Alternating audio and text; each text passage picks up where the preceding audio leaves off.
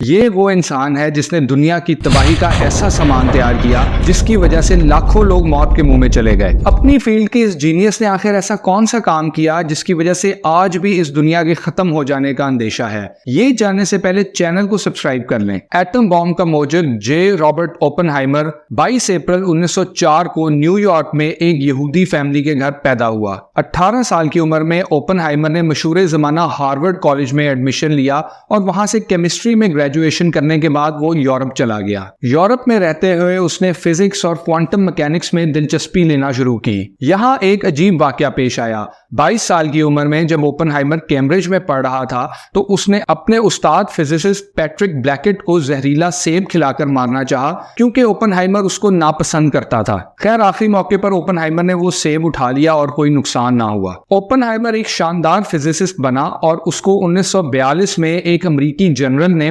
Project Manhattan के लिए चुना। मैनहट्टन प्रोजेक्ट का मिशन दरअसल एटम बॉम्ब तैयार करना था। ओपनहाइमर को न्यू मैक्सिको में कायम की गई लॉस एलमोस लेबोरेटरी का हेड मुकर्रर किया गया जहां पर एटम बॉम्ब बनाने का काम किया जाना था। जब 1945 में एटम बॉम्ब का पहला कामयाब तजर्बा हुआ तो ओपनहाइमर ने भगवद गीता की एक मशहूर कोट कही, now I am become death the destroyer of worlds, मतलब अब मैं मौत बन गया हूं, दुनिया को तबाह करने वाला। ओपनहाइमर को यह एहसास हो चुका था कि उसने इतना खतरनाक हथियार बनाया है जो कि शहरों के शहर तबाह कर सकता है। इसी दौरान वर्ल्ड वॉर 2 खत्म हो चुकी थी और जर्मनी ने सरेंडर कर दिया था। जापान को भी इसी तरह सरेंडर करने का कहा गया मगर उन्होंने साफ इनकार कर दिया। इसी वजह से जब अमेरिका ने जापान पर एटम बॉम्ब गिराने का फैसला किया तो ओपनहाइमर ने इसकी मुखालफत की और फ्रैंक रिपोर्ट में अमेरिकी की सदर ट्रूमैन को यह रिक्वेस्ट की कि किसी तरह यह हमला रोक दिया जाए, मगर उसकी इन बातों को कमजोर कहा गया और 1945 में 6 और 9 अगस्त को